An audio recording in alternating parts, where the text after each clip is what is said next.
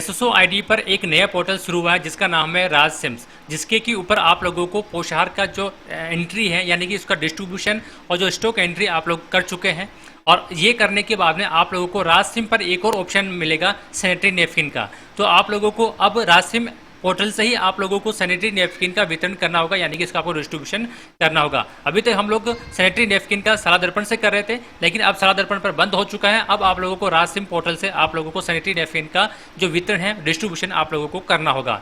तो आज की इस वीडियो में आपको बताने वाला हूं कि राज सिम पोर्टल से आप लोग किस प्रकार से सैनिटरी नैपकिन का जो वितरण है वो कर सकते हैं। इससे पहले यदि आप लोग मेरे चैनल पर नए हैं तो मेरे चैनल को सब्सक्राइब कर लीजिएगा, ताकि सलाह दर्पण, एसएसओ आईडी और आईएफएमएस पोर्टल से संबंधित आगे आने वाली जो भी ऑनलाइन अपडेट होती है उसकी जानकारी सबसे पहले आप तक पहुंचती रहे। तो इसके लिए आप लोगों को एसएसओ आईडी से लॉगिन हो जाना है। तो आप लोगों को सीबीओ कार्यालय से आपकी संस्था प्रदान की या फिर किसी भी एक टीचर की जो एम्प्लॉय आईडी वो मैप हो रखी है, उसी एम्प्लॉय आईडी से आप लोगों को जो राज सिम के ऊपर जो सैनिटरी नैपकिन है उसका वितरण करना होगा। तो इसके लिए सबसे पहले आप लोग राज सिम वाला पोर्टल पर हम लोग उसको ओपन कर लेंगे। ओपन करने के बाद में इस तरह के दो ऑप्शन आपके सामने आते हैं। एक पीएम पोषण वाला जो कि हम लोग पोषण से संबंधित है। सैनिटरी नैपकिन के आप लोगों को वुमेन एंड चाइल्ड डेवलपमेंट इस वाला ऑप्शन को चूज करना होगा। इसको चूज करने के बाद में इस तरह का पेज यहाँ पर ओपन हो जाएगा। अब आप लोगों को एक चीज यहाँ पर आपको ध्यान में रखनी है कि आपके विद्यालय में जो लास्ट अलॉट आया था सैनिटरी नैपकिन का बैच नंबर 3, उसको आप लोगों को 1 अप्रैल से स्टॉक एंट्री में लेना है, यानी कि उसको आप लोगों को ओपनिंग बैलेंस में लेना है। या फिर आपके विद्यालय में जितने भी सैनिटरी नैपकिन बाकी हैं उसको आप लोग ओपनिंग बैलेंस में ले सकते हैं। ये ओपनिंग बैलेंस आप लोग तभी ले सकते हैं जब आपके सीबीओ कार्यालय से जो लास्ट बैच आप लोगों के स्कूल में प्राप्त हुआ है उसको वेरीफाई करने के बाद में आप लोग इस पोर्टल के ऊपर उसकी एंट्री कर सकते हैं, यानी कि ओपनिंग बैलेंस की एंट्री कर सकते हैं। तो आप लोग यहाँ पर सेटिंग वाला ऑप्शन पर जाइएगा और IM वाला ऑप्शन सेलेक्ट कीजिएगा। और यहाँ पर आप लोगों को सबसे पहले ओपनिंग बैलेंस सेलेक्ट करना है, यानी कि ओपनिंग बैलेंस आप लोगों को एंट्री करनी है। तो इन्वेंटरी डिक्लेरेशन पे क्लिक करेंगे, ऐड ओपनिंग बैलेंस पे क्लिक करेंगे, इस प्रकार का पेज यहाँ पर ओपन हो जाएगा। अब यहाँ पर कुछ डिटेल ऑटोमेटिक फिलअप हो रखी है, कुछ डिटेल आप लोगों को भरनी होगी। जैसे कि यहाँ पर सबसे पहले प्रोडक्ट में आप लोगों को यहाँ पर लिखना होगा, आपको लिखना होगा SAN। ये से इस तरह से आप लोग लिखेंगे तो यहाँ पर sanitary napkin and balance with wings वाला ऑप्शन आ जाएगा। इसको आप लोग यहाँ से सेलेक्ट कर लीजिएगा। उसके बाद में आप लोगों को पैकिंग क्वांटिटी में आप लोगों को लिखना है 1x6, क्योंकि हम लोगों को मालूम है कि एक पैकेट के अंदर 6 सैनिटरी नैपकिन्स होते हैं, इसलिए आप लोगों को यहाँ पर 1x6 यहाँ पर लिख देंगे। यहाँ पर आप लोगों को बेच नंबर लिखना है। बेच नंबर आप लोगों को जो ऑर्डर प्राप्त हुआ होगा, रिसीविंग वाला जो कागज होगा उस पर लिखा हुआ होगा। ओपनिंग बैलेंस आप लोग यहाँ से सेलेक्ट कर सकते हैं, चाहे तो आप लोग जिस तारीख से कर रहे हैं वो तारीख लिख सकते हैं, या फिर आप लोग उसको यहाँ पर 1 अप्रैल भी कर सकते हैं। उसके बाद यहाँ पर एक्सपायरी डेट लिख दीजिएगा। सैनिटरी नैपकिन बॉक्स के ऊपर एक्सपायरी डेट लिखी हुई होती है, यहाँ से आप लोग चेक कर लिख सकते हैं, देख कर आप लोग लिख सकते हैं। यहाँ पर आप लोगों को ओपनिंग क्वांटिटी लिखने, ध्यान रखना यहाँ पर आपको पैकेट्स की संख्या लिखने की, आपके विद्यालय में अब तक कितने पैकेट शेष है।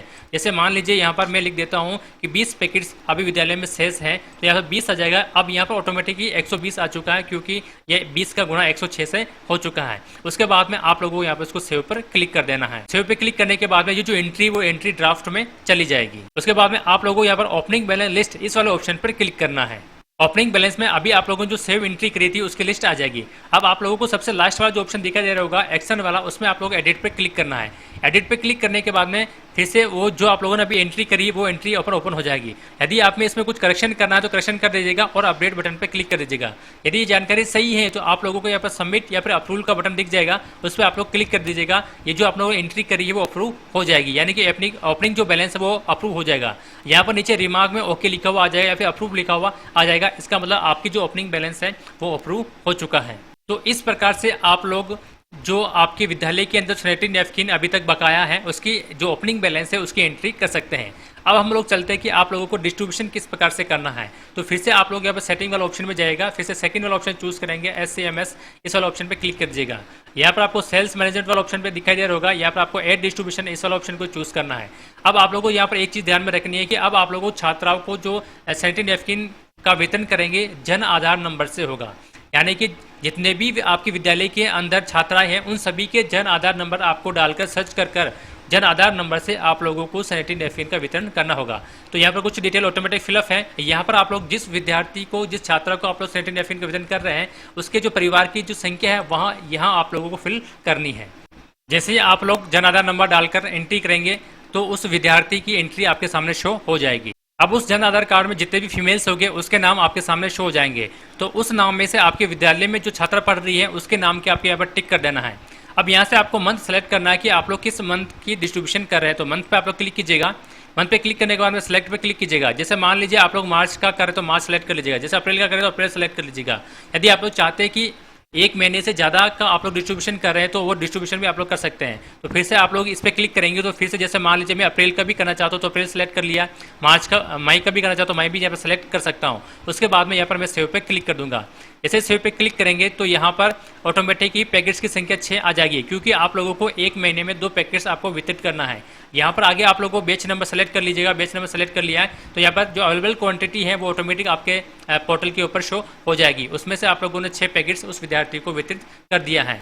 अब उसके बाद में आप लोगों को यहाँ पर जो सेव का बटन दिखाई दे रहा होगा, इस सेव के बटन पर क्लिक कर देना है तो ये सेव हो जाएगा।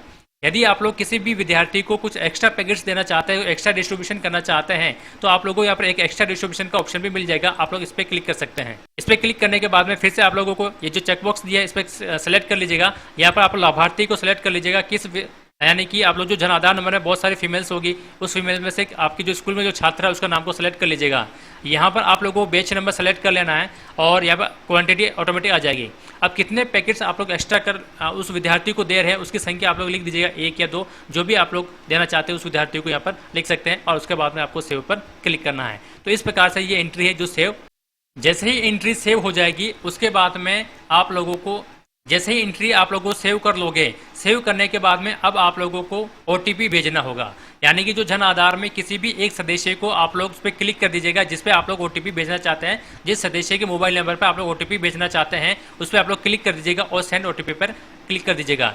अब एक चीज़ आपको ध्यान में रखना है कि आपके जो शाला दर्पण पर विद्यार्थी के नाम, मोबाइल नंबर और जो एड्रेस लिखा हुआ है वो जन आधार में होना चाहिए। यानी जो जन आधार में है वो शाला दर्पण पोर्टल पर होना चाहिए, यानी कि दोनों में सेम होना चाहिए, नाम, मोबाइल नंबर, एड्रेस सेम होना चाहिए। तभी आप लोग उस छात्रा को सैनिटरी नैपकिन का वितरण कर पाएंगे, वरना आप लोग सैनिटरी नैपकिन का वितरण नहीं कर पाएंगे। यदि कुछ त्रुटि है तो आप लोगों को उस छात्रा को जन आधार को अपडेट करवाने के लिए कहना होगा। तो आप लोग OTP भेज देंगे तो OTP आप लोग उससे पूछ कर पता कर लीजिए फ़ोन कर और यहाँ पर आप लोग OTP लिख दीजिएगा और उसको वेरीफाई कर दीजिएगा। वेरीफाई करने के बाद में आप लोगों के सामने लिस्ट प्रदर्शित हो जाएगी, किन किन विद्यार्थियों को आपने कब कब सैनिटरी नैपकिन का वितरण किया है, उसकी डिस्ट्रीब्यूशन की लिस्ट यहाँ पर ओपन हो जाएगी। तो ये जो प्रक्रिया भी मैं आपको बता रहा था वो राज सिम पोर्टल से है। यदि आप लोग उसकी जो ऐप है, ऐप से भी कर सकते हैं। राज सिम की ऐप आप लोग को प्ले स्टोर से मिल जाएगी, यहाँ से आप लोग डाउनलोड कर सकते हैं। वहाँ से भी आप लोग SSO ID डालकर, पासवर्ड डालकर जो अभी मैंने प्रक्रिया बताई है वो सेम टू सेम प्रक्रिया उस ऐप के अंदर भी आ जाएगी। तो आप लोग उस ऐप के द्वारा भी आप लोग कर सकते हैं। तो इस प्रकार से आप लोग राज सिम पोर्टल के ऊपर जो डिस्ट्रीब्यूशन कर सकते हैं, जो सैनिटरी नैपकिन का हम लोग डिस्ट्रीब्यूशन अभी तक शाला दर्पण से करते आ रहे हैं, अब आप लोगों को राज सिम पोर्टल से आप लोगों को करना होगा।